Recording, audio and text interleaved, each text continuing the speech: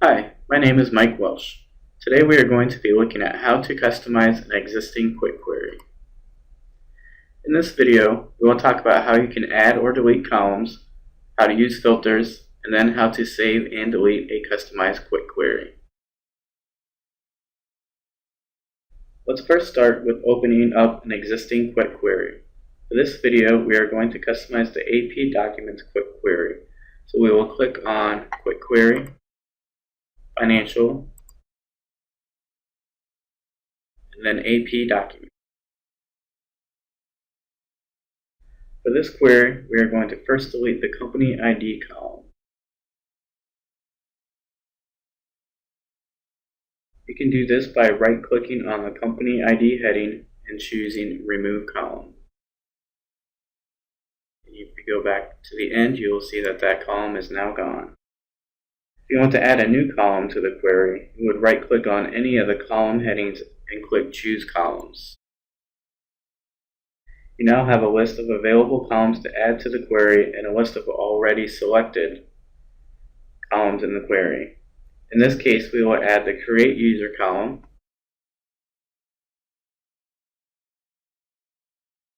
If we don't want this to be the last column in the query, we can move it up or down to position it where we want it. If you wanted to reset everything back to before you started making changes in the screen, you can click the Reset button. And all the changes that were made will be gone, and the query will be set back to how the query was before you open the Choose Column screen. You will see the Create User column is no longer in the selected columns list. You'll also notice the Customer ID column was not added back since this was removed prior to opening the Choose Column screen. If you wanted to add everything to the query, you could do this by clicking the Clear button. Since we do not want to have all columns added to the query, we will click Reset so it goes back to the original, and then add the Create User column back to the selected column list and click OK.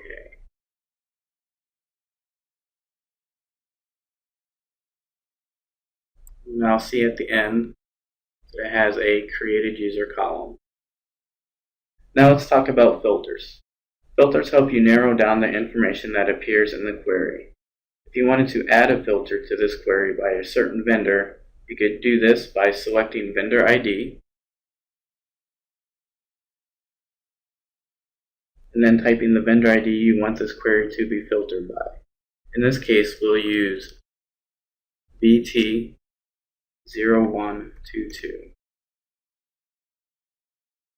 You will see only documents for vendor BT0122 now show. If you wanted to add another filter or one that is more complex, you can do this by clicking to expand and then clicking Add Filter.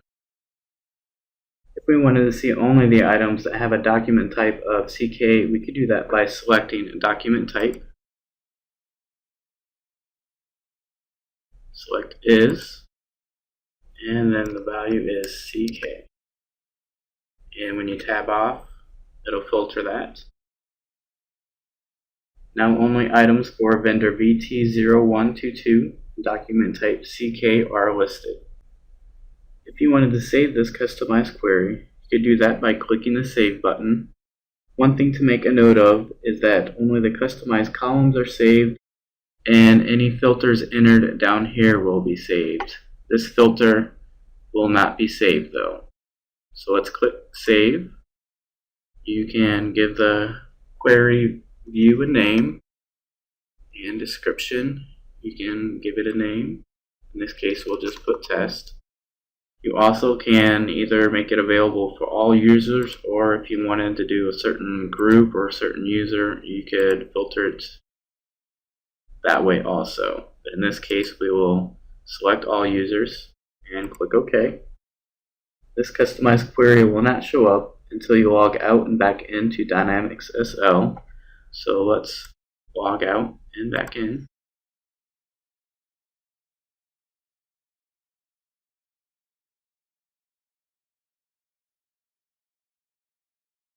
Once you have logged out and back into Dynamics SL, let's go back to the Quick Query and Financials.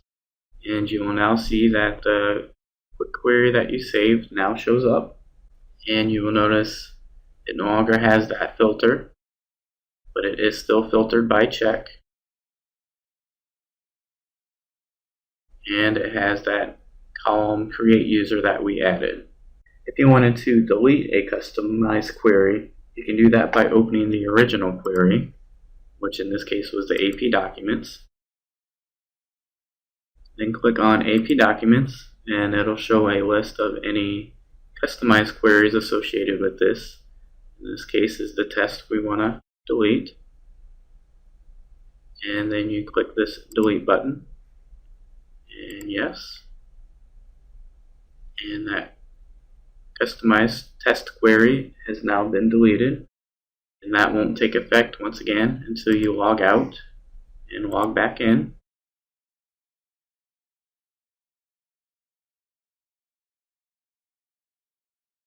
And once again, we'll go to quick query, financial, and now you'll see that that test customized quick query is no longer there. This concludes the process of customizing, filtering, and saving and deleting an existing quick query. I hope this video was helpful.